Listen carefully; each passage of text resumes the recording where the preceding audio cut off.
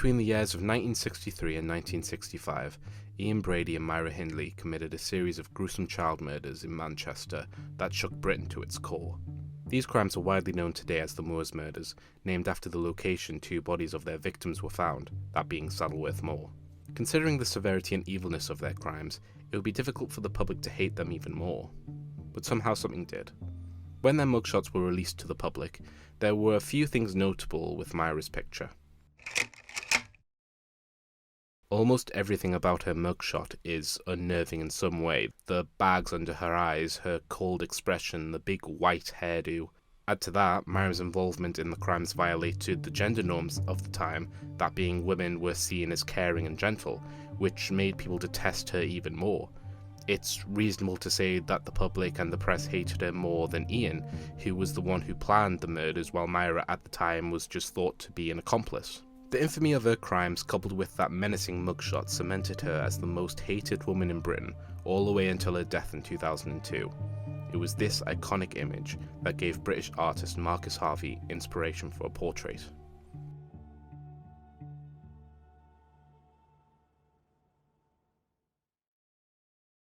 This is Myra, made in 1995. It is a giant portrait of the serial killer made out of the coloured handprints of a child. With the portrait, Marcus wanted people to acknowledge their own feelings about the mugshot, and to have the portrait combine the hatred people feel for Hindley, as well as the compassion they feel for her victims. He has also called out the hypocrisy of the media for printing Myra's mugshot so many times in the newspapers to attract readers. Marcus says this about the mugshot: the image itself took on its own life force. It became its own erotic, sexy, child-murdering witch. It fitted some need we have in society to stereotype women who are not mumsy or who don't embrace their maternal instinct with both hands, and push them towards the cold SS guard.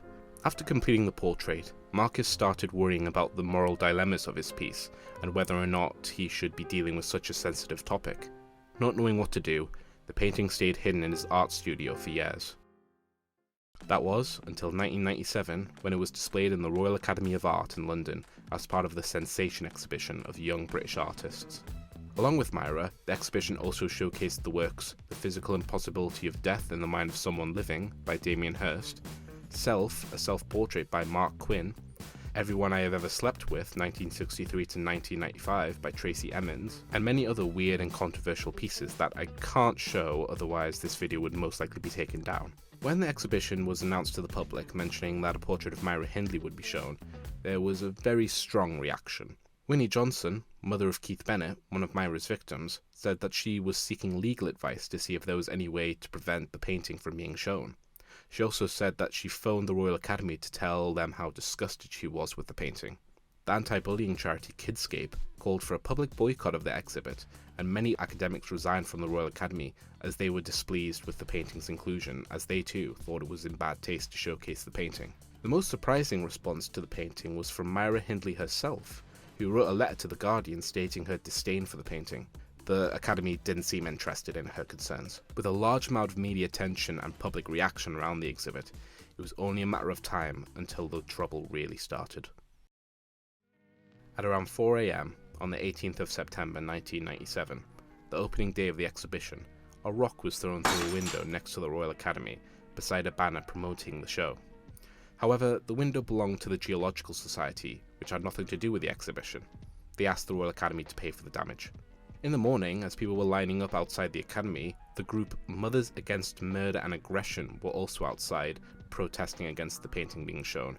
They shouted, "They used to hang killers on the gallows, now they hang them in the gallery." Winnie Johnson was also outside with the group protesting. Bit of a side note, the Royal Academy Secretary, David Gordon, thought it would be a good idea to invite Winnie to view the portrait in private, to show her that the painting was not exploitative. You can imagine how that idea went with Winnie.